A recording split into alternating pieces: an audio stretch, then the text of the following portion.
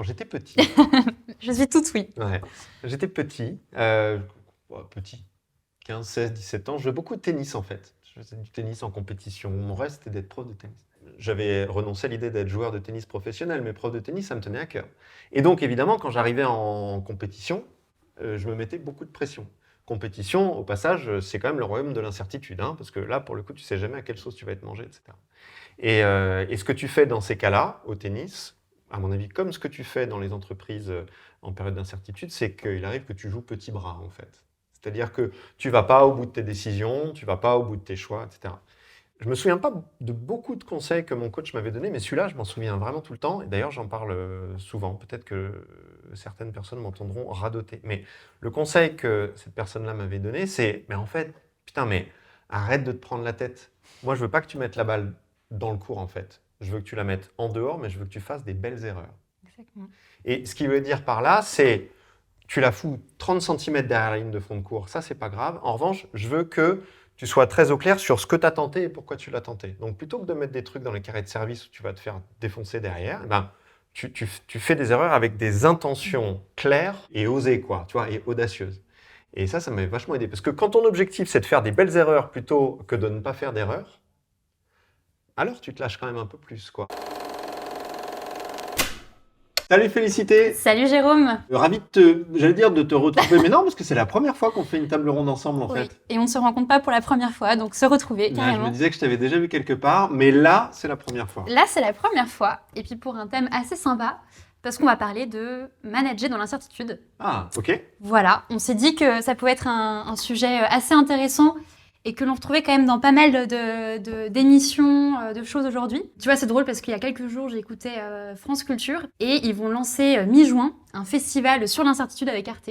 Donc je me suis dit, bah, a priori, on touche juste avec notre thème. Oui, et puis on manque pas d'incertitude, que ce soit dans nos vies ou dans les entreprises à l'heure actuelle. J'ai l'impression qu'on est servi de ce côté-là. On est complètement servi, je suis carrément d'accord. Et puis je trouve aussi qu'il y a quelque chose qui est assez drôle, c'est qu'il y a des choses qu'on considérait comme complètement certaines pendant plein de temps et qui aujourd'hui apparaissent complètement incertaines. Je prends des exemples très tarte à la crème, mais tu vois, la guerre en Ukraine, on se disait ne plus jamais une guerre sur le sol européen, puis bam, en fait, ça revient. Donc c'est assez intéressant de voir que l'incertitude, il y en a eu toujours, sauf qu'aujourd'hui, que ce soit dans le monde des entreprises ou de manière générale dans le monde global, eh bien, en fait, il y a des choses qui paraissent de plus en plus incertaines et on ne peut plus faire comme si on les pensait certaines. Ouais, jusqu'à il y a quelques années, on était à l'abri des épidémies. On était à l'abri des problèmes d'approvisionnement alimentaire. On se sentait à peu près à l'abri des guerres, comme tu le disais. Et puis évidemment, de la sécurisation des approvisionnements de plein d'autres manières pour les entreprises, des circuits logistiques, etc. On se sentait à peu près à l'abri aussi des problèmes d'accès aux ressources, ne serait-ce que ressources humaines, parce que staffer correctement ses équipes, ça n'a jamais vraiment été un problème jusqu'à il n'y a pas très longtemps. Donc ouais, des problèmes d'incertitude, ça manque pas. Ça manque pas. Et je pense qu'effectivement, pour les managers, d'un point de vue plus précis dans le monde de l'entreprise, il y a aussi toute une kyrielle de domaines d'incertitude. Tu l'as dit par rapport au fait de staffer. Il y a le côté, je crois qu'il y a un article qu'on a sorti récemment sur la grande démission, mais même de manière plus générale sur comment établir des stratégies aujourd'hui, comment réussir à allouer ses ressources, etc. Je trouve que, en fait, il y a aujourd'hui ce thème qui revient énormément. Et c'est assez intéressant, en fait, de questionner aussi notre rapport à l'incertitude, parce que parfois, ça revient comme quelque chose de terrible, etc. Peut-être qu'en fait, aujourd'hui, il y a une nouvelle donne, une nouvelle manière d'appréhender l'incertitude et de prendre pour acquis que finalement, il va falloir apprendre à manager dans l'incertitude, plus que de le considérer comme un état transitoire.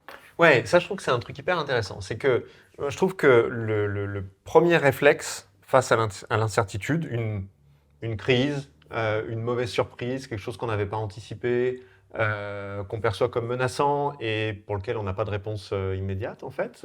Le premier réflexe par rapport à ça, c'est de vouloir réduire l'incertitude, de vouloir revenir, si tant est qu'on l'a été, mais de vouloir revenir à un mode de fonctionnement qui soit prévisible, qui soit bien huilé, qui soit calme, qui soit serein, etc., dans lequel on puisse faire des prévisions, on puisse faire des budgets qu'on va tenir, etc., etc. On a les bonnes variables, on sait les mettre dans les bonnes cases et on sait dire à peu près là où on sera dans un an ou deux. Ça, c'est un peu l'idéal, j'ai l'impression, qu'il y a dans la tête de plein plein de managers et puis de plein d'équipes en règle générale en fait. Et là, ce que je trouve intéressant dans ce que tu dis, c'est que on peut aussi faire le mouvement inverse et de se dire, plutôt que de chercher à lutter de toutes ses forces contre l'incertitude, on va aussi apprendre à vivre avec. On va creuser ce point-là, mais je trouve que c'est quand même hyper difficile cette histoire parce que on ne manque pas de sources d'inconfort Non, ouais. dans les entreprises, entre les injonctions de performance, de responsabilité sociale et environnementale, anticiper les besoins ou les attentes des clients, de prendre les bons virages technologiques ou stratégiques, etc. Voilà, il y a de quoi suffisamment se prendre la tête avec tout ça. On n'a pas envie d'un inconfort en plus qui est l'incertitude de savoir qu'il peut nous arriver tout et n'importe quoi du jour au lendemain et qu'en plus on va devoir apprendre à vivre avec, quoi. Oui, je suis tout à fait d'accord. En fait, l'incertitude, ce qui est particulièrement délicat, c'est que ça nous met à nu et quelque part, ça touche un peu un sentiment de vulnérabilité. Et en fait, ce sentiment de vulnérabilité, je pense que de manière générale, on essaie de le repousser. C'est Sartre qui disait « je préfère le désespoir à l'incertitude ». En fait, parfois, on préfère être désespéré, mais face à quelque chose que l'on connaît, plutôt qu'être juste dans le flou. Peut-être que ça touche à quelque chose de proprement humain, je ne vais pas tomber dans la philosophie, mais c'est assez intéressant. Mais je pense que aussi par rapport aux managers et aux postures de dirigeants, en fait, le dirigeant, par définition, c'est quelqu'un qui va donner la direction. Donc, quand tu es dans l'incertitude, en fait, tu peux plus difficilement donner un cap, etc. Donc, je pense que c'est difficile parce que ça met à nu, parce qu'il y a ce sentiment de vulnérabilité qui est peut-être encore plus difficile quand on est dirigeant et qu'on doit répondre à ses équipes. Et puis, il y a une deuxième idée, et peut-être qu'on y reviendra après. Je pense aussi qu'on est habitué à avoir des outils et des outils stratégiques qui marchent très bien dans des périodes en fait calmes et des périodes de certitude en fait. Moi, je suis quand même assez étonnée. Je l'entendais dans la bouche d'une de mes petites cousines en économie au lycée. On leur apprend encore le concept de croissance pérenne, stable, continue. C'est quand même De croissance quoi? pérenne, stable, Je linéaire, vois pas tout ce se que passe c'est. bien. D'accord, ok, ça c'est Voilà. un concept. Et ça me semble absolument, personnellement, assez étrange. Donc, je pense que non seulement d'un point de vue de la posture, l'incertitude, elle est difficile, parce qu'elle rend vulnérable, elle met en situation de vulnérabilité. Et je pense aussi que les managers, parfois, n'ont pas les outils, ou alors se réfèrent à des outils qui ne marchent plus, parce qu'en fait, ils ne sont pas faits pour ces périodes d'incertitude, etc. Ouais, et puis je suis tout à fait d'accord avec ce que tu dis sur la volonté de donner une direction avec des modèles qui sont, à mon avis, complètement dépassés. Croissance pérenne, stable et magnifique, là. Je sais plus. Pérenne, c'était ça. Non, et puis, en plus, ça va à l'encontre de toute la mythologie qu'on a du bon dirigeant dans une entreprise. C'est-à-dire que pour moi, l'entreprise, je la côtoie depuis quelques années maintenant, pour moi, c'est le royaume du contrôle, en fait. C'est-à-dire, on cherche à avoir du contrôle sur ce qui va se passer.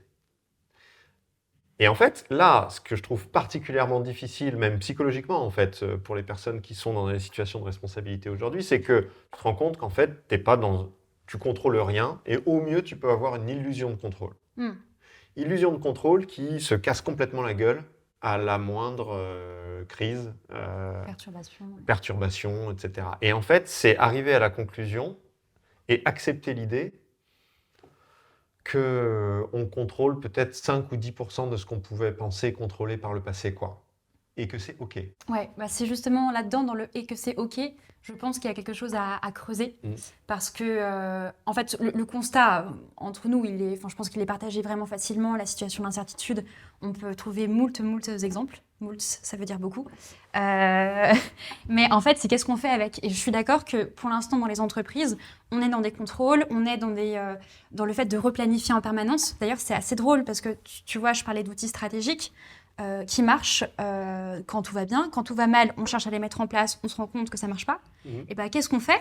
On les remet en place, un peu différemment, mais on remet en place les mêmes outils, les mêmes manières de contrôler, en fait. Ouais. Ce qui est drôle, c'est qu'on utilise toujours un peu la même solution, peut-être, par rapport à l'incertitude, en disant j'ai essayé la fois A, ça n'a pas trop marché, je vais essayer la version B, mais c'est toujours du contrôle, en fait. Donc peut-être qu'il y a quelque chose à faire là-dedans. Mais c'est clair. Et la preuve qu'on n'est pas du tout habitué à ça et que quand la situation nous échappe, donc échappe à notre contrôle, échappe à notre puissance de décision, de prévision, d'avoir une influence sur le monde, qu'elle échappe à ça, qu'on arrive à cette conclusion-là, moi je trouve que les deux réactions de panique en fait, qu'on voit très souvent dans ce cas-là, c'est la sidération ou l'agitation, une certaine forme de frénésie. Et donc la sidération, c'est le côté, on n'a jamais connu ça avant, c'est pas normal, on sait absolument pas ce qu'on va devenir, et donc il y a comme ça des moments de flottement terribles, extrêmement inconfortables, qu'on a tous vécu, nous y compris, dans les premières semaines du Covid il y a quelques années, Tout par à exemple. fait, ouais. Et puis, assez rapidement après, on va se dire, ben non, mais quand même, il faut qu'on agisse, donc il faut qu'on applique nos modèles, pour reprendre ce que tu disais, mais il faut qu'on les applique plus fort qu'avant et plus fort que d'habitude, parce qu'on est dans une situation plus grave ou plus difficile, etc. Et donc, on va les appliquer avec une certaine forme d'agitation qui fait qu'on va tirer dans tous les sens, on va partir dans tous les sens, en partant de l'idée que plus on va agir, plus on va avoir de l'influence sur la situation, et je pense que c'est faux.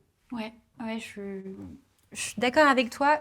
Surtout, il y a le côté toujours aller dans le même sens et le côté aussi toujours aller plus fort. Et en fait, ça peut être extrêmement nuisible au bout d'un moment. On s'en rend compte, le côté frénésie aussi, c'est parfois on a du coup moins de recul face aux choses. C'est toujours un peu dans la même veine de tout ce qu'on est en train d'expliquer. On utilise toujours la même solution, etc. Et il y a aussi par rapport aux collaborateurs des entreprises, parfois quelque chose oui, je trouve de nuisible qui peut être mis en place, à savoir en fait aller forcer un peu les équipes à se plier à des injonctions qui sont parfois complètement contradictoires. Et nous qui mettons, nous Albus Conseil, qui mettons beaucoup en avant le fait d'être antagoniste, d'avoir une voix un peu dissonante, en fait, si l'on presse de plus en plus dans le même sens, on éteint et amoindrit complètement aussi la capacité de critique. Au bout d'un moment, ça peut devenir en fait des systèmes qui vont de plus en plus fort dans un sens et qui finissent par se liquéfier ou faire des décisions absolument absurdes. On en voit beaucoup. Enfin, ça me fait juste penser en parlant de ça. Moi, j'y vois un peu la raison pour laquelle il y a tant de personnes qui ont voulu suivre Didier Raoult, à chaque fois j'ai du mal, pardon. Notre ami marseillais. Notre ami marseillais. Parce qu'en fait, quand on est face à quelqu'un qui affiche des certitudes très fortes, c'est rassurant. Et du coup, on a envie de le suivre et du coup, on a envie d'y croire. Je pense que justement, le fait de toujours aller plus fort et d'afficher des certitudes, c'est un peu une première réaction parce qu'on a peur et qu'on n'ose pas, en fait, juste dire qu'on a peur. Oui, et si on va dans ton sens, ça veut dire que c'est aussi un moment où on est susceptible de suivre davantage les personnes qui ne sont pas forcément les personnes qui ont les meilleures idées ou la meilleure attitude face à l'incertitude, mais les personnes qui affichent les certitudes les plus convaincantes. Ouais, exactement. Et d'ailleurs, on peut se demander si quelqu'un qui affiche des certitudes aussi fortes dans un environnement aussi incertain est vraiment quelqu'un qu'on a intérêt à suivre, d'ailleurs. Oui, en tout cas, c'est rassurant. Ouais. Et ça, c'est intéressant, parce que je trouve que ça nous donne un premier élément, peut-être sur lequel on peut réfléchir par rapport à ce que pourrait être une première attitude face à l'incertitude. C'est le fait d'avoir un management encore plus explicite que d'habitude, en fait. Et je trouve que moi, des managers qui s'en sortent bien dans des périodes d'incertitude. J'ai en tête un manager là dont les équipes sont très très très chahutées. Là, en l'occurrence, c'est pour des questions de turnover qui sont très très fortes. C'est un manager qui est très explicite dans ses doutes et dans ses intentions. C'est-à-dire le fait de dire, écoutez, vous attendez peut-être à ce que, en tant que manager, je sois très au clair sur la décision à prendre ou sur la direction à prendre. Honnêtement, je ne le suis pas parce que c'est une situation qui est inédite, y compris pour moi. Mon intention, c'est plutôt de faire en sorte qu'on arrive à trouver une solution ensemble. Et moi, la manière dont je vois mon rôle, c'est plutôt d'être celui qui pose les bonnes questions et qui laisse aucun sujet sous le tapis et pas forcément celui qui donne toutes les réponses. Et j'avoue que, par exemple, sur ce sujet-là, j'ai aucune idée de la réponse. Et en revanche, ce que je vous propose, c'est de nous voir plus régulièrement que d'habitude pour y travailler. C'est peut-être aussi de mettre en suspens un certain nombre de choses qu'on faisait dans les périodes précédentes et qui n'ont peut-être plus trop de sens dans cette période-là, parce qu'en plus, on a besoin de se dégager du temps pour faire ce que je vous demande, donc tant mieux. Mais tu vois, je trouve que ce côté très explicite, on pourrait dire très honnête, mais il y a un peu un jugement de valeur derrière ce mot-là, mais il y a quand même un truc comme ça, c'est-à-dire ne pas masquer son inconfort et ne pas masquer ses doutes, et les questions auxquelles on n'a pas de réponse, je trouve que ça embarque pas mal quand même. Je trouve ça assez intéressant. Alors, je trouve que comme premier élément de réponse, c'est plus un élément de réponse qui est très dans la posture. Ouais. Et c'est très bien. Je dis ça vu qu'avant, on parlait plus de mettre en place des outils, donc être dans l'action. Dans la posture, je suis d'accord avec toi sur le côté honnête, même si, soyons honnêtes, c'est difficile. Justement, je pense encore toujours à cause de cette image du manager dirigeant que l'on a. Qui veut maintenir son image, son aura, sa posture, etc. Et là, on dit qu'il faut faire un peu le contraire. Exactement. D'ailleurs, je trouve ça assez intéressant parce que j'ai l'impression, en tout cas quand je lis des articles, etc., qu'aujourd'hui on parle de plus en plus de managers honnêtes. En revanche, dans les situations d'incertitude / de crise, on a envie d'avoir un peu ce mythe du sauveur tout-puissant, etc. Donc en fait, on en revient un peu à nos anciennes habitudes. Mais du coup, je trouve ça vraiment intéressant ce que tu dis, et je pense que ça veut dire pour les managers lâcher, même en période d'incertitude, parce que je pense que c'est encore plus difficile, ce côté de manager un peu jupitérien, C'est c'est-à-dire... une référence, ça, non? c'est encore une référence. Je te laisserai chercher Jupiter. Alors, c'est pas Jupiter pour la foudre, mais bon. Mais le côté, oui, je suis en haut de mon Olympe et je décide absolument de tout, et d'avoir le côté très pragmatique de le dire. Et en plus, ce qui est intéressant, c'est quand on se met dans cette position-là, on évite que ça se retourne contre nous. Parce qu'en fait, si on se déclare et on se montre très certain pour des faits qui, en fait, quelques mois plus tard, sont avérés faux, on se met dans une situation de fragilité. Mais en plus, ça responsabilise son équipe. C'est aussi très bêtement se rendre compte que son équipe, on est avec des personnes intelligentes qui sont parfaitement capables de comprendre en fait que tout n'est pas lisible, que tout n'est pas clair. Je pense que c'est vraiment très détendant à la fois pour le manager, même si ça paraît difficile, je pense qu'in fine, c'est détendant, et aussi pour l'équipe qui se sent plus responsabilisée en se disant, bah voilà, en fait, il sait ça, du coup, il y a ça comme marge d'action qui me reste, qu'est-ce qu'on va faire maintenant ? Et ça, c'est intéressant parce que tu parlais tout à l'heure, au tout début de notre conversation, tu parlais de vulnérabilité. Ouais. En disant que les situations d'incertitude sont des situations dans lesquelles on est vulnérable. Et en fait, le manager que tu décris là, c'est un manager qui accepte d'être lui aussi concerné par cette vulnérabilité. C'est-à-dire, c'est pas un manager qui dit dans une situation d'incertitude totale, moi je reste invulnérable, je reste sûr de moi, je continue d'avoir les réponses, etc. Et donc, c'est quelqu'un qui accepte sa propre vulnérabilité dans ces situations-là. Ça me fait penser à... Je regardais il n'y a pas très longtemps un épisode, je ne sais pas si tu connais cette série sur YouTube qui s'appelle « Et tout le monde s'en fout ». Si, elle est géniale. Ouais. Et il a fait un épisode sur le courage. Et je n'ai pas tout retenu, mais notamment j'ai retenu une définition qui donnait du courage. Il disait le courage, en fait, c'est la capacité d'accepter d'être vulnérable ou de se rendre vulnérable. Faire des choses qui font peur, faire des choses qu'on n'a jamais fait avant, faire des choses qu'on ne sait pas faire. Et être à l'aise avec ça et le dire et pas chercher à le masquer, pas chercher à le camoufler. Et donc, on en revient à cette idée de management explicite. Le management explicite, c'est un management où on ne camoufle rien et surtout pas sa propre vulnérabilité. Et c'est donc un management extrêmement courageux, en fait. Ouais. Il y a beaucoup de courage. D'ailleurs, alors malheureusement, j'ai pas la citation, mais je crois que c'était une juge aux États-Unis. Une citation que t'as pas? Non, malheureusement. Pourtant, j'ai pris des notes, mais bon. Une juge qui disait, en fait, elle expliquait que pendant la période de la Covid-19, elle allait faire que des mauvais choix, entre guillemets, parce qu'en fait, elle avait le choix entre un mauvais choix A et un mauvais choix B, mais que ce à quoi elle s'engageait, elle ne pouvait pas s'engager à faire le bon choix dès le début. En revanche, elle disait, bah, je m'engage à, quand je me rends compte que ça va pas du tout dans la bonne direction, etc., à mettre en place tout ce que je peux pour essayer de réduire le taux d'erreur, d'essayer de revenir sur mon erreur. Et donc, en fait, il y a du courage là-dedans de se dire, bah, plutôt que de vouloir chercher la super bonne solution qui fait bien et qui me fait apparaître tout puissant, je vais peut-être plutôt chercher à essayer de toute façon de faire un choix. Et c'est toujours des choix entre des décisions qui sont par définition plus ou moins bonnes. Mais en revanche, bah voilà, je vous intègre, vous, mon équipe, pour y réfléchir avec moi. Et 2, s'il y a un truc qui ne va pas, on met en place des garde-fous et on continue. Et je trouvais ça intéressant parce qu'en fait, il y a un côté beaucoup plus libérateur en fait derrière. De se dire, je tente, et puis ça marche pas, hop, on retourne et on y revient. Il y a un peu un jeu de danse, quoi. Oui. Ça me fait penser à deux choses. La première, c'est que, du coup, en faisant ça, et en se disant, de toute façon, on va faire des erreurs, mais on va se mettre en position de corriger le plus rapidement possible dès qu'on s'aperçoit que c'est des erreurs, parce que sinon, on sera dans la sidération, on sera dans l'indécision, et ça ira pas non plus. En faisant ça, si tu le fais en tant que manager, t'invites ton équipe à aiguiser son esprit critique. Tout à fait, ouais. C'est-à-dire à dire, dès que vous avez l'impression qu'on va dans une mauvaise direction, les amis, il faut le dire en fait. Et ça peut aller à l'encontre à mon avis, d'un mauvais réflexe qu'on pourrait avoir en période d'incertitude, qui est de se dire, on ne sait pas du tout où on va, on navigue en pleine tempête, il faut qu'on reste solidaire, il faut qu'on se serre les coudes. Et parfois, c'est vrai que c'est important de rester solidaire et de se serrer les coudes, mais le message qui peut être compris par les équipes, c'est aucune voix dissonante. Exactement. Et là, toi, c'est pas du tout ce que tu dis. C'est au contraire, c'est le moment d'aiguiser encore plus votre esprit critique, parce que c'est notre capacité à tous d'identifier les mauvaises décisions qu'on prend et de les rectifier au plus tôt qui font qu'on va s'en sortir, quoi. Oui, et effectivement, le côté responsabiliser et embarquer les personnes pour essayer de trouver des solutions, je le trouve donc très chouette pour le côté aussi, on est une équipe, mais on va avoir des avis parfois dissonants et c'est ça qui est intéressant. Et je le trouve aussi intéressant, et là, peut-être que ce serait une deuxième piste de solution par rapport à la première qui est le manager explicite, c'est d'avoir le côté, plutôt que de chercher à avoir le plan parfait ou à planifier, comme tu le disais, d'être dans le surcontrôle, en fait, ça peut être plutôt de multiplier les scénarios, en ayant des scénarios qui n'ont parfois un peu rien à voir, mais pour un peu se préparer à l'imprévu, mais en sachant qu'en fait, c'est des scénarios qui sont... Il y en a plein qui ne vont pas marcher. Euh, qu'est-ce que je veux dire par là? C'est qu'en fait, et là je vais te faire plaisir parce que je vais te donner une petite citation, c'est Eisenhower qui disait les plans en eux-mêmes ne servent à rien, mais la planification si.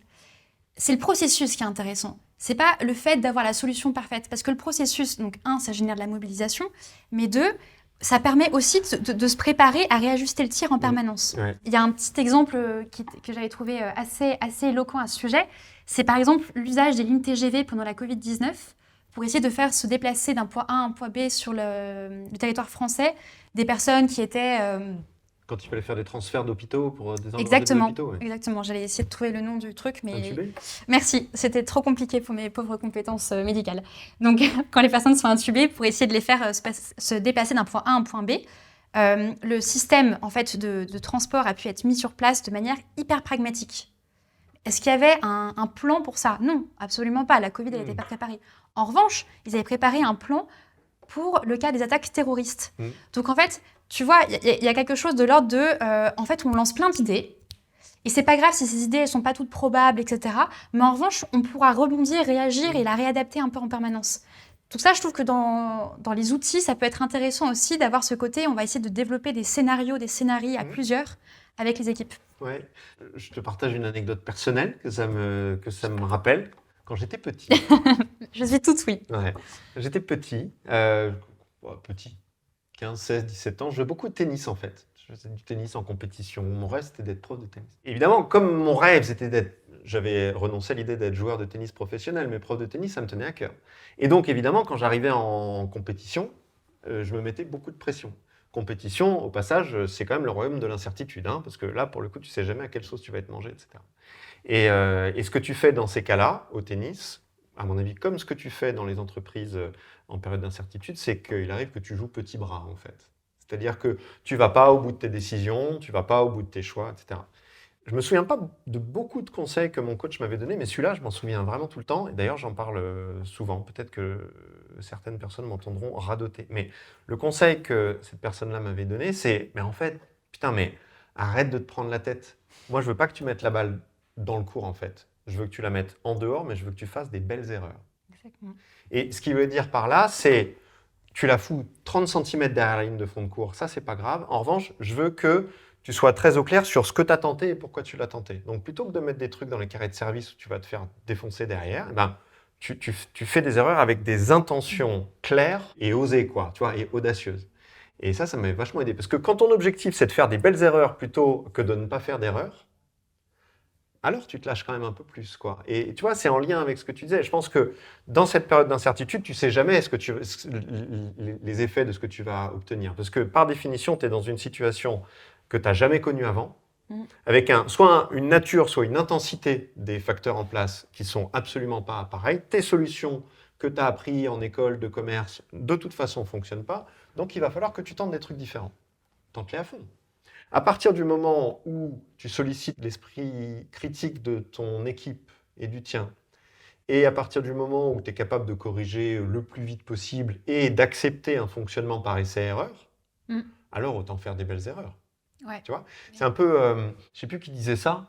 Moi aussi, je fais des citations, et comme toi, elles sont un peu approximatives. Pas du tout. Pas de quoi tu parles. Je ne sais plus qui disait, dans les périodes d'incertitude, c'est comme si tu naviguais sur un bateau partant de brouillard. En fait, il y a un truc qui est complètement débile quand tu navigues sur un bateau partant de brouillard, c'est de sortir une longue vue. Oui, effectivement. Tu veux juste une tache blanche dans ta longue vue, en fait. Donc, ça ne sert à rien d'essayer de prévoir. Laisse tomber ta longue vue et essaye d'être le plus réactif possible aux petits indices que tu vois qui te font dire il faut aller à droite, il faut aller à gauche. Mais tu es toujours prêt à rebarrer dans l'autre sens, en fait. Ou tu dégaines la boussole. Tu as un autre... Et oui, Mais alors oui, c'est intéressant cette idée de boussole aussi, parce que en période d'incertitude, ce serait quoi la boussole? Moi, je pense que ça pourrait passer justement par le dialogue, les échanges que tu as avec tes équipes, en fait, qui peuvent se donner un peu des échos différents. Je pense que c'est vraiment dans la méthode du test and learn que tu décrivais tout à l'heure, en fait. C'est d'avoir le côté, faute d'avoir une longue vue où je peux aller voir loin, par définition. Peut-être que je vais essayer plus des petits coups, plus des petites actions que j'avais pas pris le temps autrefois de faire, etc. Je vais tester des choses que juste je n'avais pas eu le temps de mettre en place pour voir en fait ce que ça peut donner, où est-ce que je peux aller. Ouais, ça, je pense que c'est un point important. Moi, j'avais un autre truc qui me passait par la tête en t'écoutant, je pense que si tu n'as pas de boussole sur la direction, tu peux au moins avoir une boussole sur la manière de naviguer, c'est-à-dire sur le comment. Tu vois, je repense à l'exemple que je donnais tout à l'heure sur mon manager et son équipe qui sont vraiment exposés à des problèmes de turnover très importants. La boussole qu'ils se sont donnée, c'est on ne sait pas comment on va s'en sortir. En revanche, il y a une ligne directrice qu'on se donne, c'est que on veut que tous les gens qui partent, les derniers moments qu'ils passent avec nous, ce soient des chouettes moments, même si on est dégoûté qu'ils partent. Donc tu vois, ça c'est un truc sur le style, sur la manière, sur le comment. Et d'ailleurs, le côté très test and learn, esprit critique de l'équipe, etc., c'est du comment, hein, c'est pas du quoi, c'est pas du où. C'est vraiment du comment. C'est de quelle manière on a envie de s'en sortir. Ouais, je trouve ça super enthousiasmant parce qu'en fait aujourd'hui je sais pas si on a de plus en plus, mais quand tu parles de pourquoi ou même de comment, on a de plus en plus de vision de l'entreprise, etc. Et là on peut se dire, l'incertitude c'est une magnifique opportunité pour non pas les décrocher des murs, mais au moins les faire vivre dans la pratique. Ouais. Et que ça reste plus juste des belles pancartes qui sont dans le hall d'entrée, que l'on lit, et puis en fait qui sont pas tout le temps mises en place quand tout va bien. L'incertitude ça peut être le moment un peu de se prouver que ça peut marcher en fait, que ça peut vraiment être décliné en quelque chose après. Tu vois, si on fait un parallèle avec l'impro, par exemple, parce que évidemment, l'impro, c'est un peu la discipline où tu apprends à faire face à l'incertitude, puisque par définition, tu prépares presque rien et tu accueilles vraiment tout ce qui arrive. Je trouve qu'un des comment de l'impro, une des lignes directrices qu'un improvisateur se donne sur le comment, il n'a aucune idée de où il va, mais il sait comment il y va. Un des éléments clés sur le comment, c'est s'amuser de l'incertitude. Et rebondir dessus. Et rebondir dessus. Tout utiliser. Ouais. Je sais pas, tu as l'air interrogatif, j'utilise ça. Tu as l'air de te mettre en colère, j'utilise ça pour te mettre encore plus en colère parce que j'ai l'impression que ça te fait plaisir d'aller dans cette émotion-là, etc. Et donc, c'est vraiment s'amuser de ça. Et ça, je pense que c'est aussi une clé très importante, en fait. Et ça peut être un élément du comment. Ça peut complètement être un élément du comment. Et tu vois, ça me fait penser à le côté rebondir, etc. C'est un peu se bonifier avec les chocs. C'est un petit peu différent on entend beaucoup ce concept de la résilience. Mais je trouve, peut-être que je me trompe, mais je me trouve que dans le concept de la résilience, il y a les chocs qui m'arrivent dessus, mais finalement, je reste assez solide en fait face à ça. Je reste fort face au choc. Là, avec le concept d'impro et le concept un peu de jeu, c'est plutôt de se dire il y a une forme de souplesse en fait. Et oui, j'ai le choc qui m'arrive dessus et je me bonifie avec. J'ai le côté un peu de plasticité qui, au départ, résiste un peu, mais finit par épouser le choc. Et ça, c'est intéressant parce que, en fait, encore une fois, on voit l'incertitude comme on le tord un peu et on le voit dans l'autre sens. C'est-à-dire, finalement, c'est une opportunité qui peut être absolument génialissime de se bonifier, de grandir, etc. C'est facile à dire, là, aujourd'hui, nous, autour de la table, on sait bien qu'au départ, quand l'incertitude nous tombe dessus, il y a un peu le moment de sidération et ça fait peur.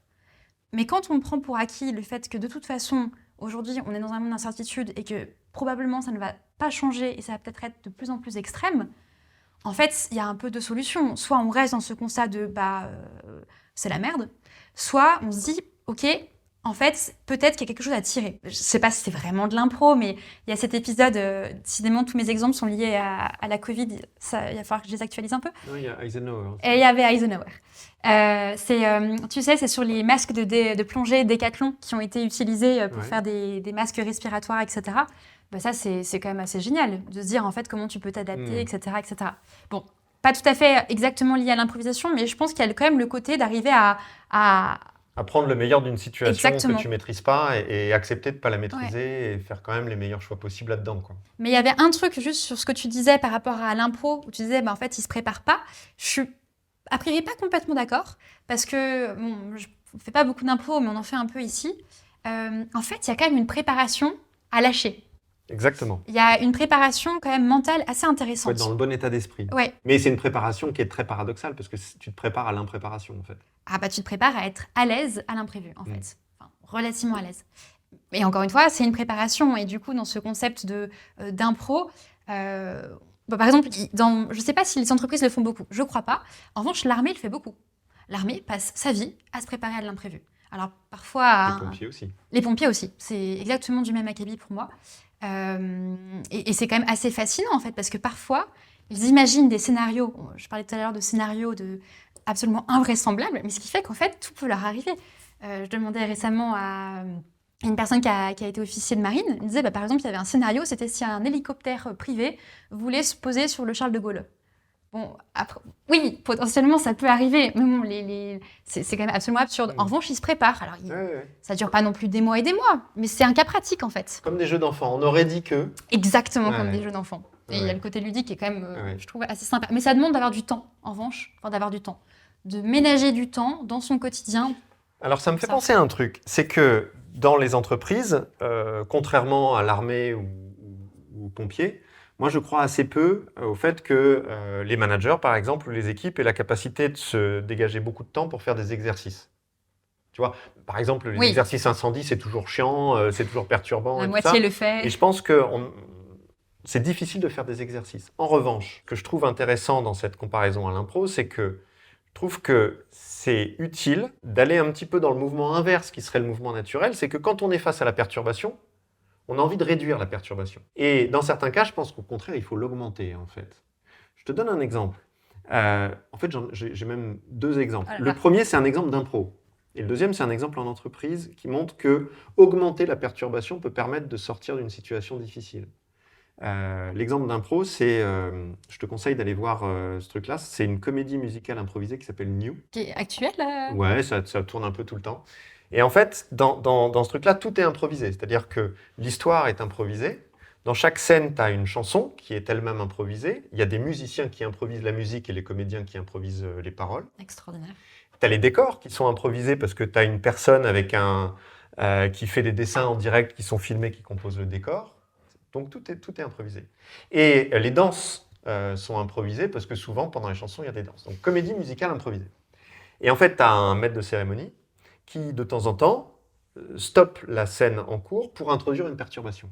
Par exemple, t'es sur scène, tu as commencé la chanson en rap, et je vais te dire, tiens, tu continues, mais tu continues en chanson bretonne. Et donc toi, tu vas continuer en chanson bretonne. Moi, je vais me mettre à danser des danses bretonnes que seule Camille... Ou ce que tu penses être des danses bretonnes. Au bureau. Et en fait, c'est génial parce que ça les aide vraiment à trouver le surplus de créativité dont ils ont besoin. Mais c'est vraiment une perturbation de dingue. Je t'interromps ce que tu es en train de faire et je te donne une contrainte complètement débile et complètement inattendue. Et toi, en intégrant cette contrainte, tu vas faire un truc qui est 15 fois mieux que si je ne te l'avais pas... Bon, là, on est sur des improvisateurs professionnels. Oui. Mais... C'est assez extrême. Je pense à un autre sujet. On est dans une usine qui travaille dans l'aéronautique et qui a une petite usine, ils doivent être 150 ou 200 personnes, et qui ont des gros problèmes d'amélioration continue. Ils ont du mal à progresser sur l'amélioration continue. Et ça crée une incertitude qui, pour le coup, est une incertitude interne. C'est-à-dire qu'ils se disent, si on n'arrive pas à progresser, au bout d'un moment, on va se mettre en danger, en fait. Et donc, ils cherchent désespérément à stabiliser leur process, à mieux maîtriser leur procédure qualité, à mieux répartir les rôles, les responsabilités, etc. Bref, ils cherchent à réduire les perturbations. Ils n'y arrivent pas parce qu'il y a toujours des imprévus, parce qu'il y a toujours des zones grises, parce qu'il y a toujours des aléas. Il y a toujours un client qui arrive alors qu'il n'était pas attendu, etc., etc. Une rupture d'approvisionnement de ceci ou de cela. Et en fait, ce qu'on est en train de faire avec eux, c'est de faire le mouvement inverse, c'est-à-dire de les faire se sortir de là en augmentant le niveau de perturbation. Par exemple, on leur dit, bon, vous savez ce que vous allez faire? Au lieu de chercher à réduire l'incertitude, vous allez l'augmenter et vous allez changer de rôle. Ceux de tel poste vont passer dans ce poste-là, ceux de telle ligne vont passer sur telle ligne, et puis vous allez intervertir les niveaux superviseurs et chefs d'équipe pendant 3 jours. Et on voit ce que ça donne. Et alors?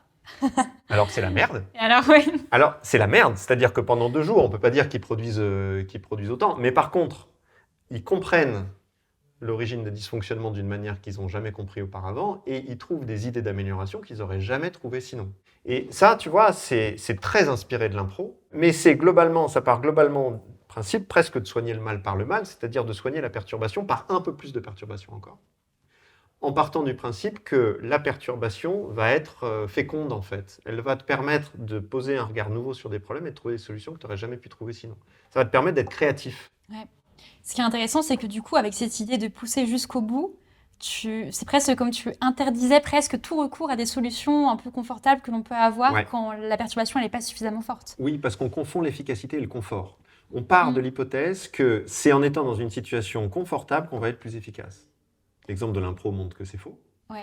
Et il y a plein de situations professionnelles dans lesquelles c'est faux aussi. C'est-à-dire que l'augmentation de la performance ne passe pas forcément par quelque chose de plus prévisible et de plus confortable. Oui, ou alors plus efficace ou du moins plus créatif. Et du coup, comme on parle aussi beaucoup d'innovation pour que les entreprises puissent rebondir, parce que peut-être qu'en termes d'efficacité pure, au départ, quand même, on peut se dire, non, c'est des personnes qui sont, pour reprendre ton exemple, qui sont très habituées à leur poste, qui sont habituées à faire fonctionner les choses, elles savent comment la machine marche, elles vont aller plus vite. Oui, ça c'est vrai dans un monde stable.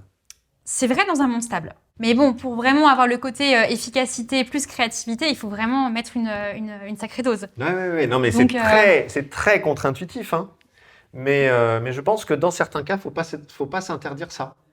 Non, alors il ne faut pas s'interdire ça, mais ça demande, tout à l'heure on parlait un peu de devoir se dégager du temps, etc. Ça demande quand même de le conscientiser. On avait parlé une fois en disant qu'aujourd'hui on avait des Chief Happiness Officer, d'avoir un peu un Chief Perturbator Officer. Perturbator, carrément. Ouais, il y a le côté terrible qui arrive, etc.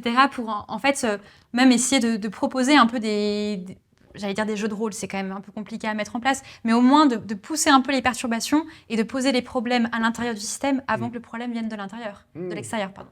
Et oui, exactement. C'est-à-dire que comme l'incertitude requiert une certaine souplesse, si on fait une comparaison à la souplesse physique, je suis bien placé pour savoir que la souplesse physique est difficile à acquérir et très facile à perdre. La souplesse, c'est quoi? C'est la capacité à s'écarter de ses normes ou de ses habitudes. On va dire ou de sa zone de confort. Et en fait, la souplesse, elle s'entretient. Et donc, si entre deux crises ou entre deux périodes d'incertitude, on n'introduit jamais aucune perturbation, en fait, on perd complètement en souplesse. Et c'est comme ça qu'on voit des gros mastodontes qui se font dépasser par des startups. C'est un peu un exemple éculé, mais finalement, je pense qu'il est très lié à la souplesse et aux capacités de pouvoir réagir vite. Exactement. Tu vois, il y a, par rapport à mon exemple de l'usine aéronautique, là, il y a plein d'autres manières d'introduire des petites perturbations tout au long de l'année pour s'habituer à l'incertitude. Par exemple, j'ai une boîte en tête dans laquelle ils disent, mais le constat qu'ils ont fait, c'est, mais en fait, quand vous réfléchissez pour résoudre un problème, vous élargissez pas suffisamment le cercle, parce que en fait, vous êtes que entre personnes qui se connaissaient très bien. Et donc, quand vous faites une réunion à 4 personnes pour trouver une idée ou résoudre un problème, et que les 4 se connaissent très bien, ont l'habitude de travailler ensemble, vous allez faire une réunion très agréable, très confortable, mais au bout du compte un peu consensuelle. Et d'ailleurs, ils se sont appuyés sur des recherches en psychosocial qui montrent qu'on est plus insatisfait parce que c'est plus inconfortable, mais beaucoup plus efficace, quand au lieu de réfléchir à un problème à 4 potes, à 4 amis, on réfléchit à un problème à 3 qui se connaissent bien et un étranger total, un inconnu complet. C'est très inconfortable de travailler avec quelqu'un qu'on n'a jamais vu, il faut s'habituer, il faut lui réexpliquer des trucs, on est perturbé par certaines de ses réactions qui ne font pas partie des codes, qui ne font pas partie des normes, de nos habitudes, etc. Donc, quand à l'issue de la réunion où il y a un inconnu, on demande à quel niveau vous pensez avoir été efficace, en général, les gens répondent moins bien que s'ils avaient été entre 4 potes. Mais en revanche, le produit de sortie est bien meilleur. Ouais, et ce qui est drôle, c'est qu'en fait, on passe d'une situation qu'on décrit au tout début de l'incertitude, donc qui est plutôt dans le contexte a priori externe à l'entreprise, pour finir avec une solution. On peut se dire, mais en fait, introduisez même vous-même l'incertitude et l'élément de perturbation avant même d'attendre que l'incertitude se renforce à l'extérieur. Exactement. Et là, on en revient en fait à l'opposition en fait dans les groupes, en entreprise. Donc, une opposition saine, c'est pas du tout la guerre. C'est moins facile a priori à appréhender. En revanche, qu'est-ce que ça peut être bénéfique? Et oui. Et je ne sais plus qui est-ce qui disait ça, mais j'avais entendu un manager un jour parler d'un de ses collaborateurs en disant, mais alors lui, vraiment, mais il me casse les pieds, pour pas dire il m'emmerde. Mais en revanche, vraiment, heureusement qu'il est là. Heureusement qu'il est là parce que justement, à chaque fois que j'avance un truc, quasiment systématiquement, il pinaille. Parfois, ça fait perdre du temps, mais en fait, ça permet de réajuster aussi beaucoup les choses. Eh oui. Donc, ça pourrait être notre Chief Perturbator Officer. Exactement. Mais c'est intéressant parce que tu vois, on réhabilite plein de mots qui sont hyper connotés négativement dans les entreprises. Et en fait, on en a vachement besoin. L'antagonisme, on en a besoin à mort. L'esprit critique, on en a besoin à mort. Les perturbations, les situations inconfortables, les situations de surprise, on en a besoin à mort. Tout le temps, tout le temps, tout le temps. Parce que c'est là qu'on va être créatif, parce que c'est là qu'on va s'apercevoir très vite qu'on est dans l'erreur. Et parce que, en termes d'hygiène du quotidien, c'est aussi ça qui va nous maintenir une certaine souplesse dont on aura désespérément besoin la prochaine fois qu'une énorme crise, ou une moyenne, ou même une petite, va nous tomber sur le coin du nez, et ça arrivera bientôt. Ah oui. Et j'aime beaucoup ton terme d'hygiène, parce que je pense que c'est vraiment le terme. Une hygiène, c'est du coup dans le quotidien. On a aujourd'hui la culture de la sécurité dans quasiment toutes les boîtes. Il y a la culture souvent de la data aujourd'hui. On pourrait aussi avoir une culture du coup un peu de l'incertitude qui pourrait commencer à être mise en place, justement avec ces petites perturbations un peu introduites, etc.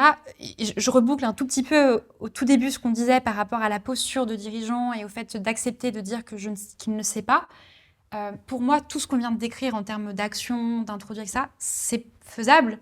Avant tout aussi, si du coup le dirigeant, le manager accepte de laisser un peu de la place et de dire aussi que ces mouvements antagonistes ont leur place, que l'incertitude a sa place et qu'il faut faire avec. Donc je pense qu'avant tout, il y a quand même cette histoire de posture qui n'est pas forcément très compliquée, mais voilà, encore une fois, il faut le dire.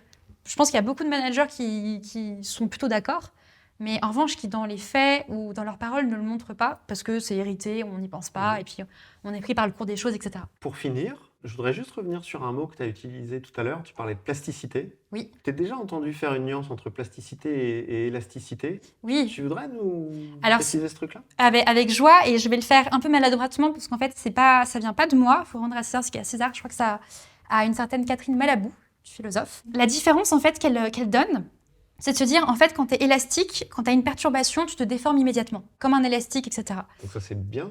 Alors, ça, pour moi, en fait, et selon elle aussi, c'est pas bien, dans le sens où, en fait, on peut presque se nuire à soi-même, où, en fait, on a plus de principes de résistance intérieure. Ce qui est intéressant avec la plasticité... C'est-à-dire qu'on résiste à la déformation. Exactement. Dans l'élasticité, il y a un peu cette idée de... on réagit tout de suite, presque sans résistance. La plasticité, ça serait presque plus l'image, en fait, par exemple, d'une sculpture que tu tailles.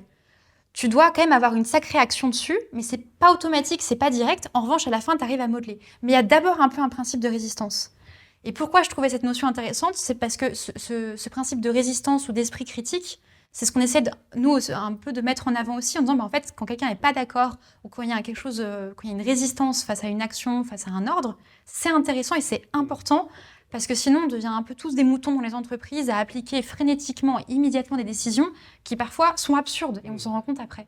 Donc c'est un peu cette distinction entre élasticité et plasticité. Et puis je me disais autre chose en t'écoutant là-dessus, c'est que quand je me fais l'image de l'élastique ou de la pâte à modeler par exemple, j'ai l'impression que l'élastique il va toujours chercher à retrouver sa forme initiale.